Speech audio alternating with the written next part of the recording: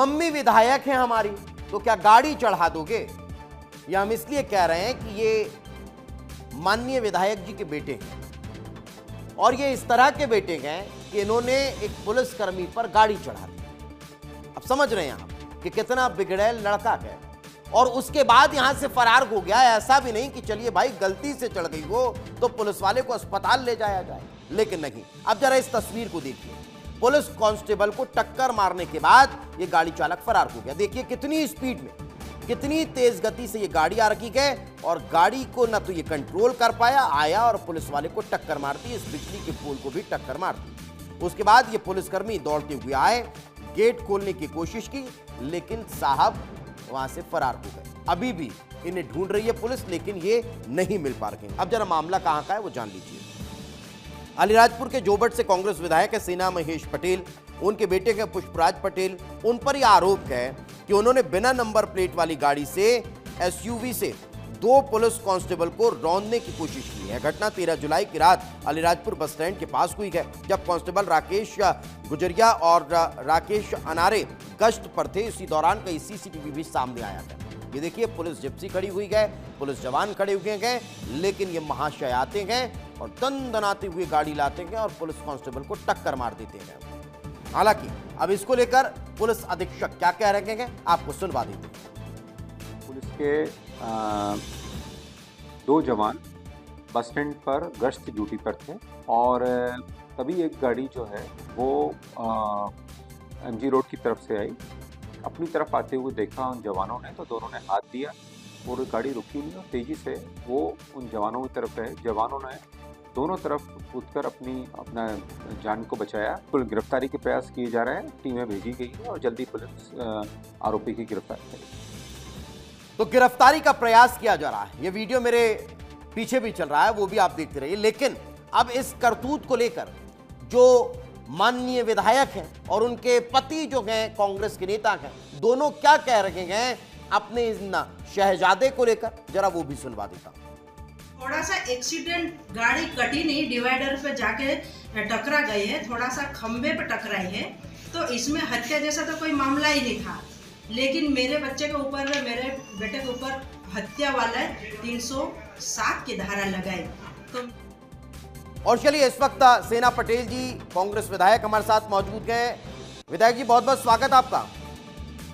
हाँ नमस्कार। विधायक जी क्या हुआ था उस दिन? आपके बेटे ने गाड़ी चला दी पुलिस वालों पर, आप क्या बताएंगे क्या हुआ था उस दिन? नहीं, कोई ऐसा कोई गाड़ी चढ़ाने का सीन नहीं है। इसमें सरासर झूठी बातें फैलाई जा रही है। जब एक चौराहा रहता है और उस चौराहे पे पुलिस तैनात रहते हैं, ठीक है, और हमारा जो बेटा है वो गाड़ी लेकर तीसरे चौराहे की टर्न कट के जा रहा था, ठीक है। अब गाड़ी कटी नहीं और डिवाइडर से टकरा गई, इतनी सी बात है। और इसी बात को अगर बात का बतंगड़ बनाकर अगर इस प्रकार से फैलाया जा रहा तो ये घोर निंदनीय है। तो अभी कहाँ पर हैं आपके बेटे? अभी यही कहीं है, हमारे घर में ही है। नहीं तो पुलिस वाले तो ढूंढ रहे हैं, मिल ही नहीं रहे हैं। पुलिस तो गिरफ्तार करने के लिए ढूंढ रही है उनको। नहीं तो मैं पूछना चाहती हूँ ना पुलिस वालों से भी कि आप बताइए, जब आमने सामने गाड़ियाँ होती है, खतरनाक एक्सीडेंट होता है, तब तो किसी को धारा नहीं। तो यहाँ तो कहीं कोई आमने सामने आपने देखा कि नहीं? वीडियो देख लिया। हमारा जो बेटा है वो गाड़ी लेकर जा रहा था, गाड़ी नहीं कटी और डिवाइडर से टकरा गई। नहीं तो ब्रेक भी होता है गाड़ी में, इतनी स्पीड में गाड़ी चलाने की रात में क्या आवश्यकता थी? अच्छा तो ब्रेक होता है, वही मैं भी आपको यही बताना चाहती, ब्रेक होता, लेकिन गाड़ी फॉर्च्यूनर थी, वो एकदम से कटी नहीं और डिवाइडर से टकरा गई, इतनी सी बात है। तो गली तो बहुत पहले ही निकल गई थी। अगर मैं यही तो कह रहा हूँ कि इतनी स्पीड में गाड़ी की चलाने की आवश्यकता ही नहीं कि गाड़ी कट ना पाए। या तो ये उन लोगों के साथ होता है जो नशे में होते हैं। ऐसी कोई स्थिति तो नहीं थी ना सेना जी? लेकिन आप कैसे बोल सकते हैं कि नशे में? मैं इनके लिए नहीं कह रहा हूँ, मैं तो ये पूछ रहा हूँ कि ऐसा तो उन लोगों के साथ होता है कि जो नशे में होते हैं, उनसे गाड़ी नहीं टर्न हो पाती है। वो हमारा बेटा तो गाड़ी कट कर रहा था और आप सीधे एक अच्छा चला आपका बेटा ही रहा था ना गाड़ी? ड्राइवर चला रहा था या मेरा बेटा चला रहा था, दोनों साथ में थे, ठीक है। फिर आप अपने बेटे को डिफेंड कर रही हैं। आपको तो ये कहना चाहिए कि ड्राइवर गाड़ी चला रहा था। मेरी बात सुनिए, वो दोनों साथ में बैठे हुए थे, लेकिन गाड़ी चली और डिवाइडर से टकराई, बात इतनी है। ना कोई किसी के ऊपर कोई रंजिश। अच्छा सेना जी, एक छोटी सी बात बताइएगा, वहां पुलिस वाले खड़े थे, उनके स्थान पर मान लीजिए मैं आप या आपका बेटा खड़ा होता और कोई तीसरा पर्सन गाड़ी लेकर इसी स्पीड में आता और उससे गाड़ी नहीं टर्न हो पाती, तो कौन रिस्पॉन्सिबल होता? आप और हम क्या कर रहे होते? हम उस पर सवाल खड़े कर रहे होते ना, उसके खिलाफ FIR दर्ज करा रहे होते, यही करते, यही प्रक्रिया होती है। लेकिन आप बोलने तो दीजिए तो मैं बता पाऊंगी। हाँ, एक हादसा था ना, हादसा हो गया, गाड़ी नहीं कटी और डिवाइडर से टकरा गई, ठीक है। अगर गलती से हादसा हो गया तो क्या इससे क्या आप 307 तो लगाओगे? गलती से हादसा हो गया सिन्हा जी, तो आपके बेटे को सामने आना चाहिए, माफी मांगनी चाहिए। अभी बात करा दीजिए आपके बेटे से। आपके बेटे अगर अभी आए, वो माफी मांगे कि साहब गलती हो गई हमसे, हम माफी चाहते हैं, हम निकल रहे थे, गाड़ी नहीं टर्न हो पाई, टेक्निकल फॉल्ट आ गया था, हम माफी मांगते हैं, सामने तो आते। सही भाई साहब, आप सुनिए तो सही। जब हमारा बेटा गाड़ी से उतरा, SDO के हिसाब से 7 मिनट बात की, उसके बाद में आगे बढ़ा है। यूं नहीं कि कोई हमारा बेटा उनसे मिला नहीं और उनसे बात नहीं की, ठीक है। नहीं, आप जनप्रतिनिधि हैं, इसलिए ये चीजें और गंभीर हो जाती हैं सिन्हा जी। आप जनप्रतिनिधि हैं और आप इतना आसानी से कह दे रही हैं कि छोटा सा हादसा हो गया है, डिवाइडर से टकरा गया है, किसी की जान चली जाती तो कौन रिस्पॉन्सिबल होता? वहां पर तो पुलिसकर्मी मौजूद थे ना, वो जख्मी भी हुए हैं। आपको मैं बता देना चाहती हूँ, ऐसे ही हादसे अनेकों हुए हैं अलीराजपुर में, आज तक किसी पर कोई कार्रवाई नहीं हुई है। नहीं तो उन हादसों की आड़ में आप इसे छुपा देंगी? आप तो जनप्रतिनिधि हैं। मैं तो खुद ही बताना चाह रही, मैं खुद बताना चाह रही कि एक छोटा सा हादसा हो गया है, क्या एक फिर आप इसे बार बार छोटा सा क्यों, आप इसे छोटा सा क्यों बता रही हैं? क्या किसी की जान चली जाती तब बड़ा होता? नहीं, हमें भी दुख होता। जान कैसे जाएगी जब वो तो पुलिस वाले तो दूर थे वहाँ से। अरे मैडम, आपने वीडियो ठीक से नहीं देखा। आप इस वीडियो को फिर से देखिए। अगर आप अभी टीवी नहीं देख पा रही हैं और विस्तार न्यूज अगर आप देख सकती हैं तो इसको वीडियो को फिर से देखिए, आपको देखने पे समझ में आ जाएगा। छोटा सा हादसा कहाँ है? डिवाइडर वहां दिख नहीं रहा है, वहां साइड में जो पोल है उससे जाकर गाड़ी टकराई है, स्पीड में गाड़ी आ रही थी। अरे मान्य सुनिए, वहाँ पे इंदिरा जी की मूर्ति लगी हुई है, वहाँ पे चारों तरफ सर्कल का डिवाइडर है, शायद आपको दिखाई नहीं दे रहा। आप अपने से एक बार उसको चेक कर लीजिए। और ये एक ना कटने के कारण वो टकरा गई है गाड़ी, बाकी कोई किसी के ऊपर कोई हमको कुछ नहीं है। और ये जिस प्रकार की जो FIR हुई है वो पूरी सरासर गलत हुई है।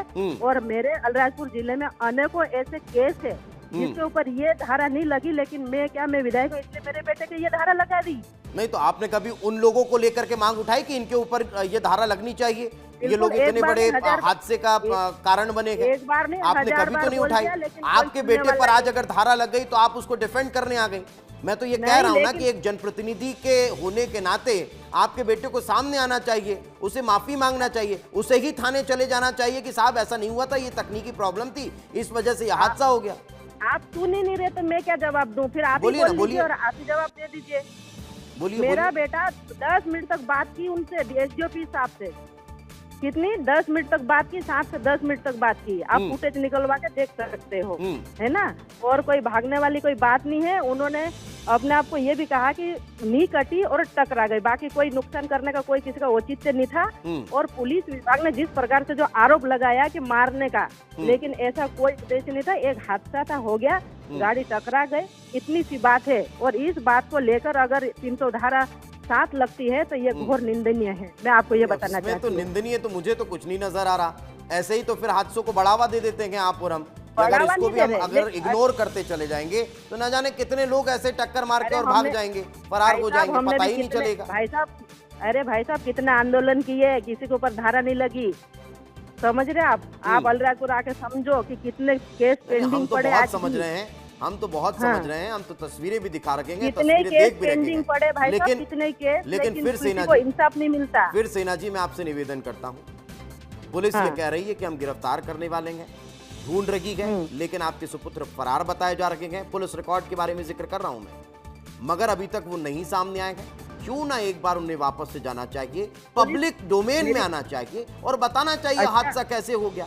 आप मत जाइए पुलिस थाने, गलती नहीं हुई है तो फिर छुपने की आवश्यकता ही नहीं है, फिर तो पब्लिक के सामने आना चाहिए। लेकिन गाड़ी से उतर के 7 मिनट बात किसने की? अगर गलती की थी तो वहाँ क्यों नहीं उन्होंने अरेस्ट किया? अरे पर मैं तो अब कह रहा हूँ ना, जैसे आप कह रही हैं, जैसे आप कह रही हैं कि छोटा सा हादसा था हो गया, 10 मिनट बात हुई, आप अगर कह रही हैं कि छोटा सा हादसा था हो गया और पुलिस ने भी अगर उस पर FIR दर्ज कर ली गए, तो आप सामने आ जाना चाहिए, अब बता देना चाहिए, पब्लिक डोमेन में आना चाहिए, बात करना चाहिए। भाई साहब सच्चाई ये है 10 घंटे बाद किसी के दबाव में आके FIR दर्ज हुई, आप इसकी भी अभी छानबीन तो कर लो। राजनीतिक बात हो गई ना। खैर अब मैं इससे ज्यादा बात आपसे करूंगा नहीं सिन्हा जी, क्योंकि ये नहीं, तो आप तमाम नहीं करोगे, राजनीतिक क्योंकि का 10 घंटे ये बाद राजनीतिक FIR का दर्ज आरोप हुई। प्रत्यारोप हो गए हैं। मैं जो तस्वीरें दिख रही थी मैंने उस पर 10 सोचा कि घंटे आपसे बाद- बात करनी चाहिए, क्योंकि आप एक जनप्रतिनिधि हैं और अरे आप 10 इस तरह घंटे की बातों बाद को मेरी बात, अरे भाई साहब बोलिए, आप बोलिए। पत्रकार, आपका सम्मान करती हूँ, बोलिए, लेकिन बोलिए। इतना तो सुन लीजिए जी बोलिए, कि बोलिए। जब हादसा हुआ, ठीक है, हादसा हुआ, गाड़ी टकरा गई, उसके बाद 10 मिनट हमारे बेटे ने SDO के हिसाब से बात की, तो क्या उस समय वो अरेस्ट कर सकते थे अगर गलत होते? तो 10 घंटे बाद FIR दर्ज क्यों हुई? ये कहीं न कहीं राजनीतिक षड्यंत्र है। अरे और तो जाइए ना आप और आपके पत्रकार हो सुपुत्र तो साथ में सच्चाई के थाने साथ खड़े और रहो। पूछिए, आप लोग सामने आकर वीडियो बनाइए, पूछिए पुलिस से, बताइए किसके दबाव पे ये कार्रवाई हुई है, ये सब तो आपको उजागर करना चाहिए ना। इसमें सब में मेरे को थोड़ी ना बात करनी चाहिए। खैर चलिए, आप जनप्रतिनिधि हैं, आप पहले 5 मिनट, फिर 7 मिनट, फिर 10 मिनट पर आ गई। कितनी देर आपके सुपुत्र ने बात किया हालांकि मुझे नहीं पता, मगर मैं अब ये समझता हूं कि इस तरह के मामलों में सामने आना चाहिए और सामने आने के बाद ये बताना चाहिए कि ये सच्चाई है और अगर गलती हुई है तो हम माफी मांगते हैं, खत्म होनी चाहिए बात। चलिए खैर, बहुत बहुत शुक्रिया हमारे साथ चर्चा में जुड़ने के लिए और बातचीत करने के लिए।